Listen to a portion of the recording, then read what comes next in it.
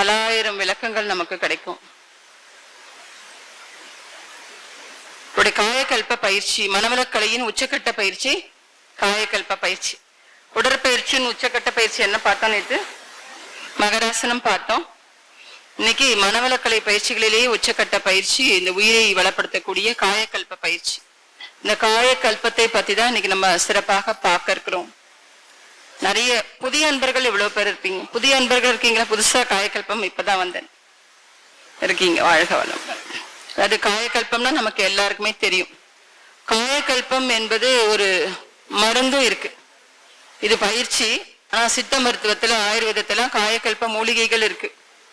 நான் சித்த மருத்துவம் படிச்சதால சொல்றோம். மூலிகைகளை கொண்டு செய்யக்கூடிய காயக்கல்ப மருந்தும் இருக்கு.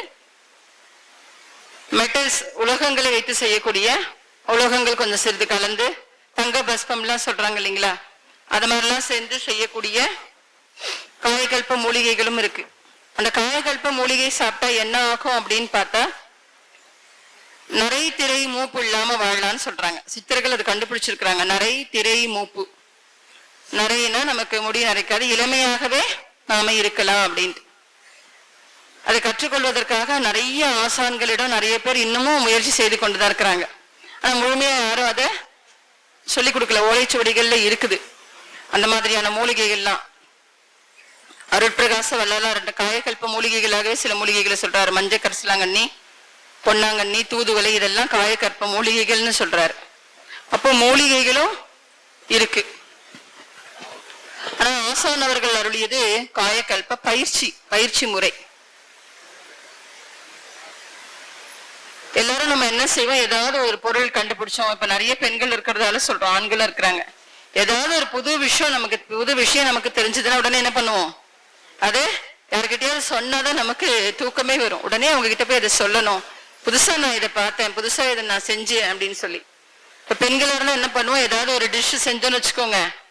வீட்டுல யாரு பிள்ளைங்களோ வீட்டுக்காக யாரு இருக்காங்களோ ஃபர்ஸ்ட் அவங்க தான் மாட்டாங்க. உடனே எடுத்துன்னு போய் டேஸ்ட் பண்ணி பாருங்க. நமக்கு நல்லதா இருக்க மாதிரி இருக்கு, இருந்தாலும் அடுத்தவங்க சொல்லும் போது நமக்கு எப்படி இருக்குங்க? சந்தோஷமா இருக்கு. எடுத்துன்னு போய் இதை சாப்பிட்டு பாருங்க, எப்படி இருக்கு, டேஸ்ட் நல்லா இருக்கான்னு. நான் இதை பார்த்து செஞ்சேன், யூடியூப் பார்த்து செஞ்சேன், டிவியில பார்த்து செஞ்சேன், என் ஃப்ரெண்டு சொல்லி செஞ்சேன்னு எடுத்துன்னு அடுத்தவங்க கையில கொடுப்போம். அப்போ ஒரு ஒரு ஒரு விஷயத்தை கற்றுக்கொண்டு நம்ம செய்யும் போது அதை அடுத்தவங்க கையில கொடுத்தா என்ன பண்றோம்? அதோடைய ரிசல்ட்டை எதிர்பார்க்கிறோம், அதோடைய பதில. ஆனா ஆசான் அருள் தந்தை அவர்கள் தன்னையே ஒரு ஆய்வு சாலையாக கிட்டத்தட்ட 40 வருட காலம் இந்த காயக்கல்ப பயிற்சியை செய்து பார்த்து அதுக்கப்புறம் இந்த பயிற்சியை நமக்கு கொடுத்திருக்கிறாங்க. எப்பேற்பட்ட ஒரு பெரிய விஷயம் பாருங்க. வேற யாருக்கும் அதை முதல் சொல்லி கொடுக்காம தான் முதல் செஞ்சு பார்த்து அதுல எந்த பிரச்சனையும் இல்லைன்னு தெரிஞ்சதுக்கு அப்புறம் மற்றவர்களுக்கு கொடுத்தாங்க. அவங்களுடைய எனது வாழ்க்கை விளக்கம் புக்கெல்லாம் எடுத்து பார்த்தீங்கன்னா அவருடைய வாழ்க்கை வளர்கள் புக்கில் எல்லாமும் கொடுத்துருக்குறாங்க. ஃபர்ஸ்ட் அவங்க பயிற்சியை ஒரு பகுதி செஞ்சாங்க. அதுக்கப்புறம் இன்னொரு பகுதியை இன்னொருத்தர்கிட்டேருந்து அவங்க தெரிஞ்சுக்கிட்டு 2 பயிற்சியுமா சேர்ந்து செய்து பார்த்து அது என்ன செஞ்சாங்க? எல்லாருக்கும் முதல் தான் செஞ்சு பார்த்து அதுக்கப்புறம் தன்னோட நெருங்கினவங்களுக்கு கொடுத்து பார்த்து அதுக்கப்புறம் 40 வருட கால கழிச்சுதான் அவங்க என்ன பண்ணாங்க? இந்த பயிற்சியை அனௌன்ஸ்மெண்ட் பண்ணி எல்லாருக்கும் கொடுக்க ஆரம்பிச்சாங்க. இப்ப காயக்கல்பம். காயம்னா என்னங்க? உடல்.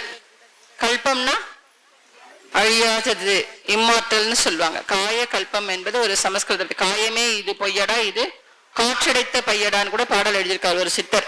இப்ப காய கல்பம் அப்படின்னாலே காயம் என்பது உடல், கல்பம் என்றால் அழியாம இந்த உடலை எப்படி வைத்துக் கொள்வது அப்படின்றதுக்கான ஒரு அற்புதமான பயிற்சி. எல்லாருக்கும் சந்தேகம் இருக்கு இல்லையா? பிறந்தாலே என்ன ஒரு நாள் பிறப்பு இன்னொன்று வந்துட்டாலே இறப்பு என்பது நிச்சயம் தானே? அது கண்டிப்பா நிச்சயம். ஆனா அந்த இறப்பை எப்படி எதிர்கொள்ளணும்னு சொன்னோம் நேற்று? அனாவசியமான முக்தியா எதிர்கொள்ளணும்னு சொன்னோம். ரொம்ப அனாவசியமா எதிர்கொள்ளணும் அப்படின்ட்டு. அப்பேற்பட்ட ஒரு அற்புதமான பயிற்சி தான் இந்த காயக்கல்ப பயிற்சி.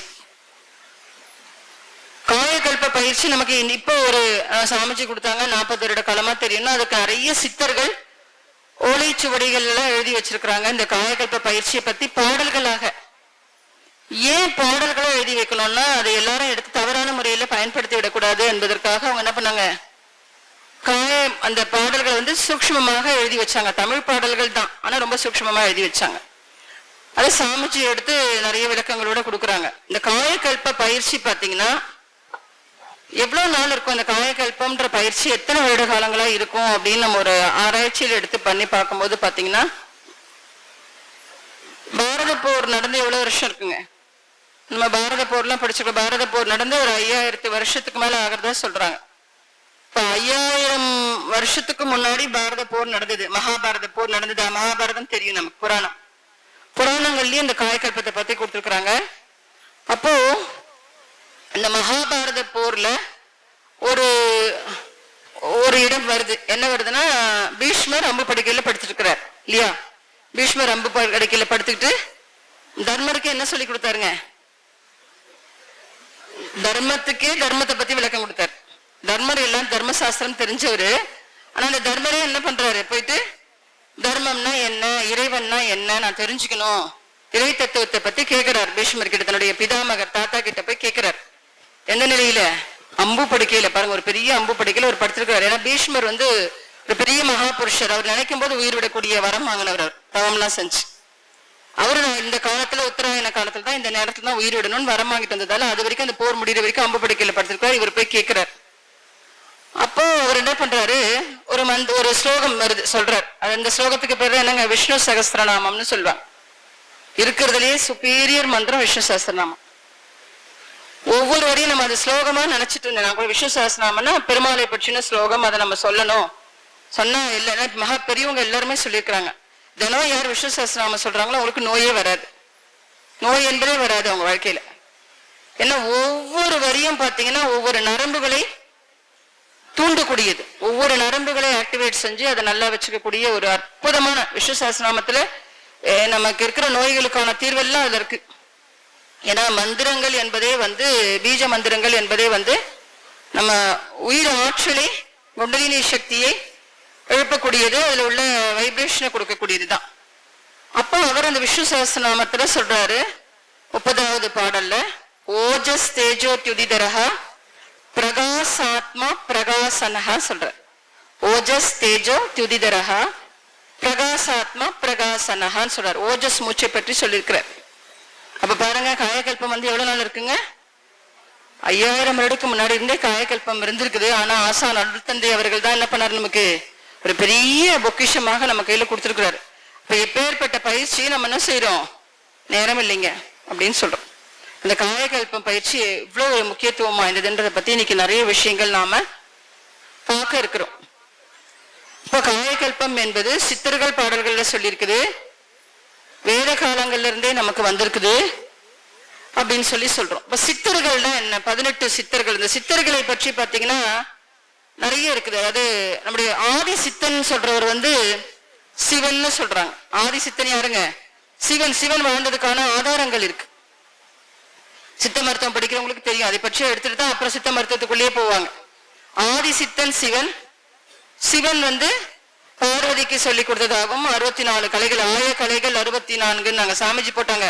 காயக்கல்பமும் அதுல ஒரு கலையின் பாடல் எழுதினாங்க. அப்ப ஆய கலைகள் 64 போது இந்த 64 கலைகளை ஆதி சித்தனாகிய சிவன் பார்வதிக்கு சொல்லி கொடுத்து, பார்வதி நந்திதேவர், நந்திதேவர் சப்த ரிஷிகள் நவநாக சித்தர்களுக்கு சொல்லி கொடுத்து, நவநாக சித்தர்கள் 14 சித்தர்களுக்கு சொல்லி கொடுத்ததாகவும், அந்த 14 சித்தர்கள் பல இடங்களுக்கு போய் இந்த விஷயங்கள் எல்லாம் கலைகள் எல்லாம் குறிப்பிட்டதாக சொல்லப்படுது.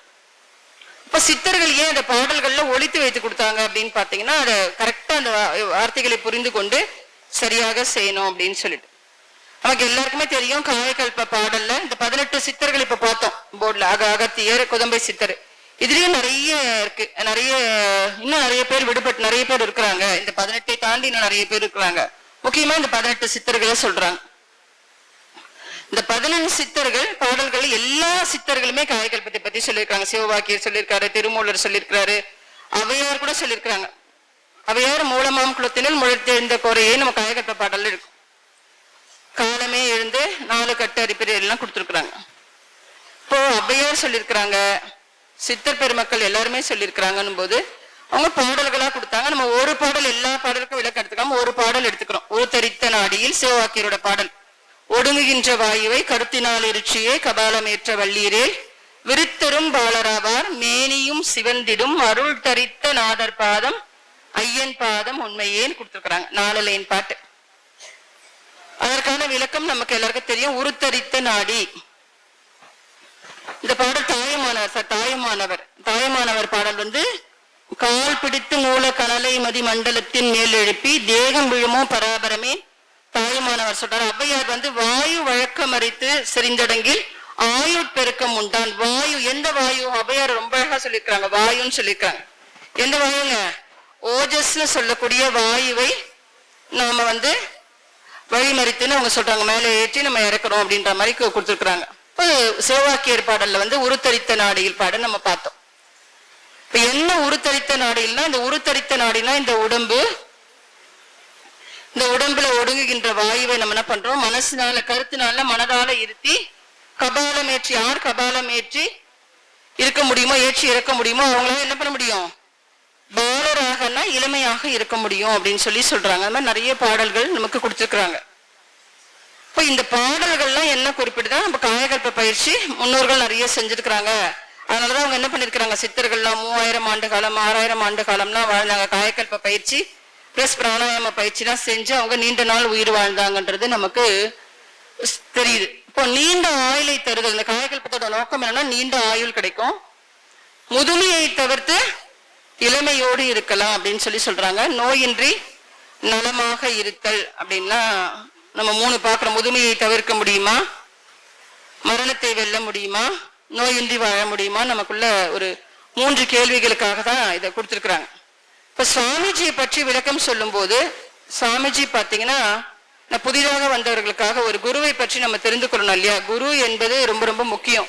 நேற்று நாம சொன்னோம், குரு பார்க்க கோடி நன்மை, குருவருள் இன்றே திருவருள் இல்லைன்னு சொன்னோம். கடவுள் கூட கைவிட்டுருவார், குரு நம்மள என்ன பண்ண மாட்டார், கைவிடவே மாட்டார். மனிதனாக பிறந்தவர் எவர் ஒருவர் குருவை பிடிக்கிறாரோ அவருக்கு முக்தி நிச்சயம்னு வேதத்துல என்ன சொல்லுதுன்னா, யார் ஒருவர் குருவை பிடிக்கின்றார்களோ, பிடிச்சிட்டாங்களோ அவங்க இரு பிறப்பாளர்கள்னு சொல்லு. இரு பிறப்பு அவங்களுக்கு துவதஞ்சன் சொல்லுது சமஸ்கிருதத்துல.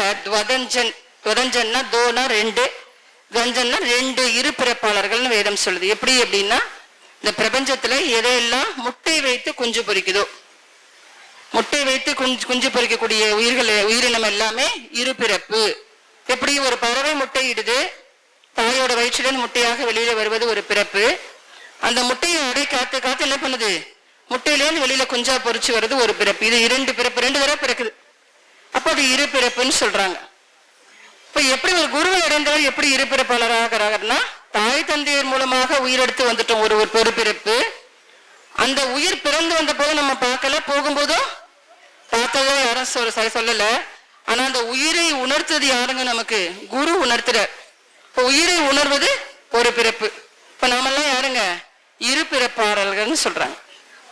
அப்பேற்பட்ட ஒரு பிறப்பை கொடுத்த ஆசான் அருள் தந்தை அவர்கள் எங்க பிறந்தாங்க, எங்க வளர்ந்தாங்க, அவங்களுக்கு எப்படி இதெல்லாம் விஷயங்கள் தெரிஞ்சது அப்படின்னா, மகான்கள் வந்து பிறக்கிறாங்க. எப்பெல்லாம் மக்கள் துன்பப்படுறாங்களோ அப்பெல்லாம் சொன்னார், கீதையில என்ன சொன்னார், எப்பெல்லாம் மக்கள் துன்பப்படுறாங்களோ அப்பெல்லாம் அவதாரமா வருவேன்னு சொல்றாங்க. அந்த மாதிரி மகான்கள் பிறக்கிறாங்க. இப்ப சாமிஜி பாத்தீங்கன்னா ஒரு சாதாரண நெசவாளி குடும்பத்துல சென்னையில குடுவாஞ்சேரி பக்கத்துல வரதப்ப முதலியார் சின்னம்மைன்ற தாய் தந்தையருக்கு 8வது மகனாக பிறக்கிறாங்க. ஏன்னா பிறவியே அவருக்கு எப்படி இருக்கு பாருங்க, குழந்தை பிறந்து உங்க வீட்டுக்கு எப்ப பாரு ஒருத்தர் எப்பயாவது ஒரு 3 மாசத்துக்கு 4 மாசத்துக்கு ஒரு தடவை ஒரு பெரியவர் வந்து, அப்பெல்லாம் நடந்து தானே போவாங்க, வண்டி வாகனம்லாம் கிடையாது, நடந்து வர்றது, மாட்டு வண்டியில் வர்றது, அந்த மாதிரிலாம் வந்து தங்குவாராம், திண்ணையில படுப்பாரா. அந்த மாதிரி சாமிஜி பிறந்திருக்கும் போது அந்த ஐயா வந்து திண்ணையில படுத்துட்டு இருக்காரு, ஒரு வயசானவர்.